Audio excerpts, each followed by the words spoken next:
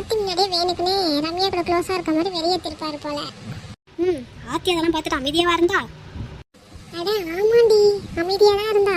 நிதிஷ் சாரால தான் தாங்க முடியாமல் அவள் போனதுக்கப்புறம் 5 வருஷத்துக்கு முன்னாடி எதாவது நடந்துச்சு எல்லாத்தையும் சொல்லிட்டாரு. என்னடி சொல்கிற? அவர் தான் நம்மளே சொல்ல வேணான்னு சொன்னார்.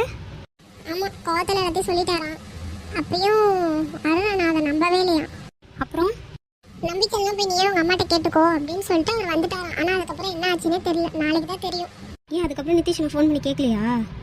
அது தெரியல, இன்னும் அருணா நாட்டிலேருந்து ஃபோன் வரலன்னு நினைக்கிறேன். அப்படி வந்துருந்துச்சுன்னா அதை ஃபோன் பண்ணியிருப்பாரு. இவரும் ஃபோன் பண்ணல. என்ன நடக்க போகுதுன்னே தெரியல. ஆனால் அம்மா இந்த சக்தி எங்க? அவனா, அவனுக்கு துர்கா ஃபோன் பண்ணிட்டாளா, அதனால் வெளில போயிட்டான். வெளில போய் பேசிகிட்டு இருக்கான்.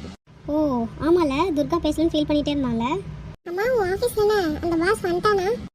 எப்போ வேணாலும் வந்துடுவான். நான் தான் அலர்ட்டாக இருக்கணும். அவர் அதை பற்றி பேசினாரா என்னன்னு வேறு தெரில. நானும்